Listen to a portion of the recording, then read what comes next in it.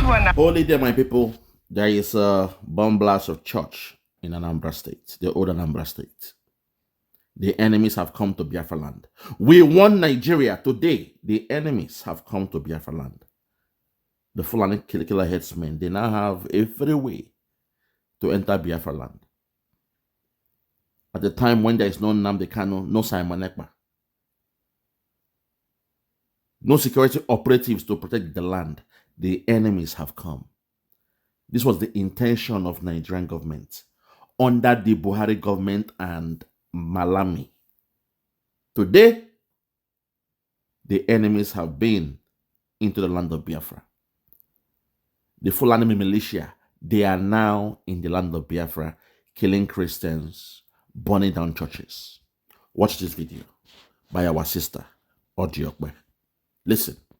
Anambra State, where a resident of EKPA are on the edge after the wife of an Anglican pastor was killed on Sunday morning after gunmen attacked St. Andrew's Church and set the building on fire.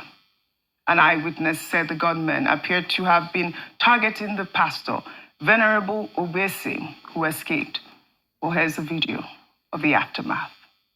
With this one, we have lost two vehicles now. A machine, motorcycles. This is the pastor's house. I was burned down and raised to ashes. Jesus. This is the pastor's car. Burned down, Ukochukwu's car. Burned to ashes and building.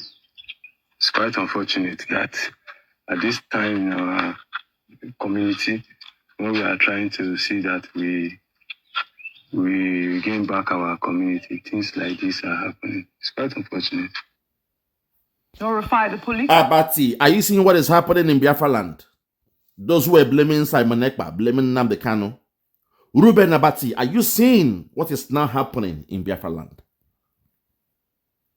The only man who told us these people were coming.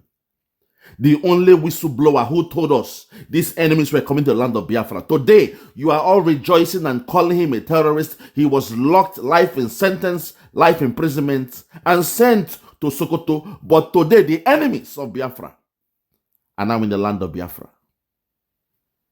They after our churches, after the Christians, and burning down the house of God.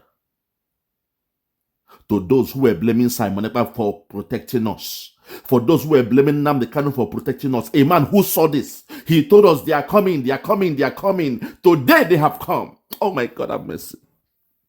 Reuben, Abati, you were the one NNAMDI KANU tweeted last before he was kidnapped from Kenya. The last tweet of NNAMDI KANU went to you, Reuben Abati, when he was trying to prove a point to you.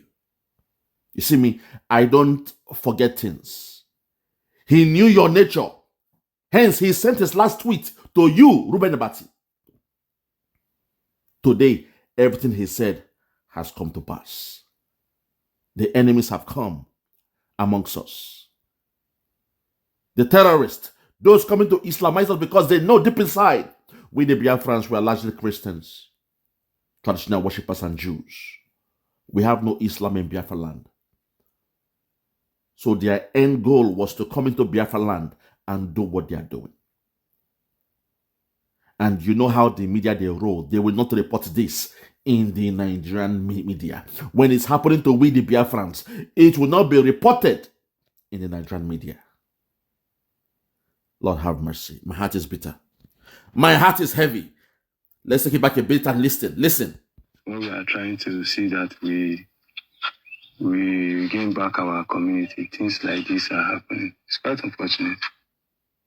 Rufai, the police spokesman for Anambra State, CHÜRCH confirmed the attack as well as the killing of the pastor's wife, adding that the police commissioner has condemned the attack and assured the families of the victims that the perpetrators will be tracked down and brought to justice. This is the police statement that we received, and this is the sort of statements that we see whenever such incidents occur. Rufai, my heart bleeds for this sort of stories that come out about these killings and burning down of churches. So this also coupled with the killing in Lilu. Yeah. All right. The police will always say, we'll track down the perpetrator and break them down. How many have we tracked down? How many have we brought to book? How many of those that have perpetrated these heinous acts against people have been brought to book? The kidnappers that kidnap people in Kwara, have we brought them to book? Those that release these people, have we brought them to book? So you see, that's the massive level of insecurity. And I keep repeating this. For those that have ears, let them hear. I am worried because increasingly in a state where it starts to look like the government does not have the autonomy of violence, a state must have the autonomy of violence more than any other actor. That's why you have all the paraphernalia of state. That's why you have heavy budgetary provisions for insecurity.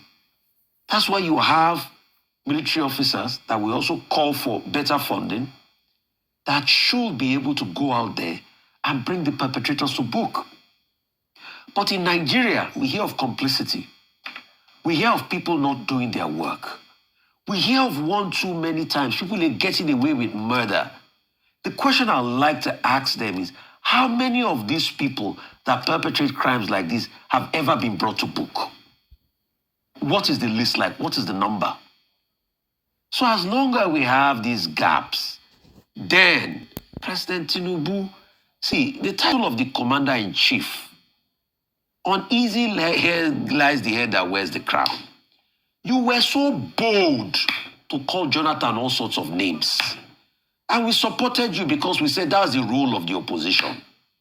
But today, if we speak and call you names and say, do the needful, protect people, your people will be shouting, oh, you don't have the rights. They will write flowery English to be abusing us. But we supported you when you were calling Jonathan names. The sad part is people like them, Dr. Abati, that was on the receiving end. Dr. Abati, which name did you even call people that used to abuse Jonathan that time? Children of perdition, or what name did you call them? Because you were the one that was not abusing them then. But they called Jonathan names and we supported you, President Tinubu. Your supporters even went ahead, carried a coffin and wrote Jonathan on the coffin while President Jonathan's mother was still alive. God have mercy. But today, if we talk now, your people will be calling and say we talk too much. Oh. They will be calling at the back. Don't say, don't call for his resignation. Don't call for it. Do something about it. That's what we are saying. That's all we want. Do something about this level of insecurity. And Dr. Abati, with due respect, I totally disagree with that talk. Insecurity has been there before President Tinubu come. He didn't know insecurity was in ground before he went to vie for presidency. All right. So, who is the president on ground? Is it me? Who is supposed to do the work? We should not be giving excuses like that for him. All right. He knew what he was going into before he went into it. As long as he's there, the day he leaves power, we will turn to the other person that is president and we ask him questions. All right, Rufai. If he's president, Tinubu is not president, do you think I will disturb him and be talking about insecurity? It's because he's president. So we take everything. All right, my heart goes out to the family of the pastor's wife and the pastor. We hope that, there will be some succor for that family, and we'll pray for her soul. May her soul rest in perfect peace. Now, I always say, it can be doom and gloom. It cannot be doom and gloom. It cannot all the time. Well, all right. We'll take our good news. It is doom and gloom in Nigeria, my sister OjyOkpe, with all due respect. Because ever since you have been hiding the facts on ground when it comes to the Biafrans.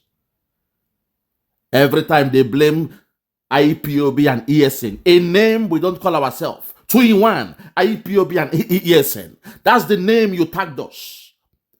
Giving a dog a bad name just to hang it. The Nigerian media were doing this.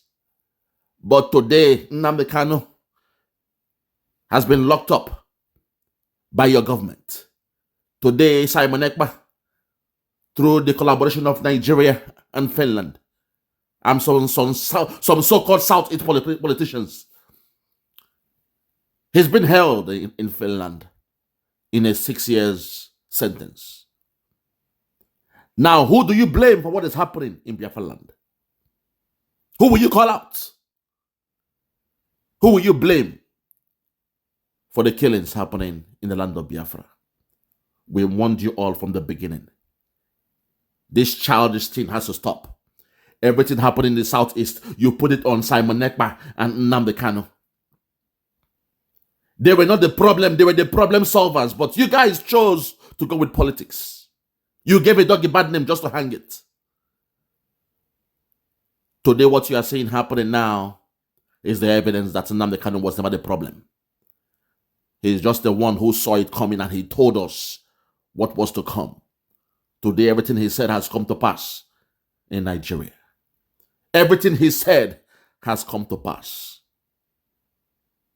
You also saw the video of Asadi Dokubo carrying a machine gun, telling you all how his father was selling the Igbos as slaves, how he had a contract with the Buhari government back then. Lord have mercy. To come and kill us in Biafra land. He has a security outfit known as the Special Forces. You see those men on ground, they do what they do, and you blame it. And you blame it on Simon Ekpa and NNAMDI KANU. You saw what they did in Biafra land. The killings. Burning down houses. Killing our youths. And somehow you blamed it on Simon Ekpa and NNAMDI KANU. You've heard about Tiger Base. What is happening in Imo State? Under the command of the governor. Policemen looking like thugs, looking like the unknown gunmen that we're asking about. Tiger Base in the old Imo State. That was the den of the criminals, the terrorists, those doing the killing in Biafra land. They can be found in Tiger Base. I hope with time, you media people will have the time to go and do your job, which is called investigative journalism. But no, you want to put the blame on Simon Ekpa and NNAMDI KANU. That's what you all do all the time. You blame us.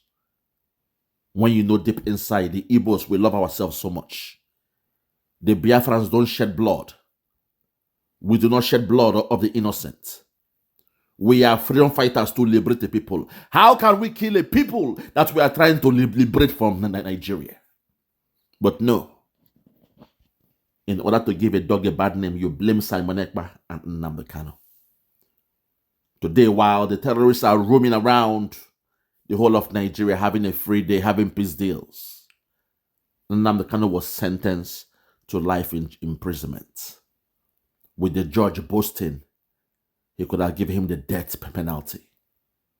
At a time when the real terrorists, you are having peace deals with them, partnering with them. You came with a policy for them, known as the cheese policy, where you pay them, you feed them, and you fund them every month. That's Nigeria for you. I wish sometimes we can just fold our hands and watch those who were attacking Simon Ekpa and NNAMDI KANU from the Southeast. I wish somehow we can just fold our hands and watch what will happen to you guys in the next 6 months. This thing you are saying is just the beginning. The world is involved because Benue is a place that they have their interest in. The Catholic Church and the Catholic world, they believe somehow they have this special affinity for the people of Benue because around there, the NGOs, the churches from the Western world are all around Benue State. Hence, they gave you a coverage about what was happening in Benue State and Plateau to an extent. But you see, when the havoc is happening in Biafra land, nobody will speak about it. The same Christians being killed in Benue are being killed in Biafra land. But no one is speaking about the Christians and the persecutions of the Biafrans in Biafra land. Instead, their focus is on Benue State and Plateau State. Hence, we are telling you, nobody is coming to save us. To the Biafrans in the Southeast, where they call the Southeast, nobody is coming to save us. We had our savior in the name of NNAMDI KANU and Simon Ekpa, but you chose to blackmail them. You helped your politicians to blackmail your own. And now to today, the chicken has come home to roost. I rest my case. For those that have ears, let them hear. For those that have ears, let them hear. No more talk. Now let us hear from the mouth of the FELANI terrorist that the APC brought him into Nigeria. Let us hear from them. Idan ba gwamnati ta daure wanda yake cikin daji ya ta'addanci ba Allah ubangiji ya tsine ma Allah dauki rayuwa ta a wurin. Listen, he's in Hausa. Allah ce saniya aka san shi da ita sai noma. Saniya ba ta yafa bindiga yake 47. AK-47. Allah ce bai da magera da zai kera bindiga AK-47. AK-47. Gwamnati ke turowa har muka samu. Mu kuma wallahi dalilin da ya sa billahi lazi shekara na 7 ina makarantar allo. Amma lokacin da na dawo na tsinci kaina a cikin wannan abun wallahi ina mamaki kullum ina tunanin rayuwata. If I'm lying, saboda mahaifana akalla a kasar dan banga da su. What did this man say? I will translate for you. Let me read what this man said. I swear to the Almighty Allah, that is the government, that is APC government, so-called Buhari government, that is giving arms to us. Fulani don't know what gun is. We are only headsmen. Cows don't give birth to guns. I swear to Allah, we are on our own, and the government gave us AK-47. I am not afraid to say the truth. Did you know where they said that in front of Sheikh Gumi, Abubakar Gumi? He went to the forest to go and meet the bandits, and the bandits told him it was the government that gave us the guns. We don't know what guns are until they gave it to us. That's why I asked you, if they are coming all the way from Mali and from Niger, how did they cross the border with guns? If you claim that those terrorism are from Niger Republic, so you don't have customs and immigration in the north anymore, and you're from the south and you're shouting one Nigeria, do you see the depth of your foolishness? Can you say it? When I say it, it's not out of hatred. People say, oh, I don't like his style of agitation because I tell you the truth. Every one of us must rise up. The armed forces are not neutral. They collude. They collude. They collude with the armed bandits that kill people, kill Nigerians. They facilitate their movements. They cover them. If you are depending on the armed forces to stop the killings, you will all die one by one.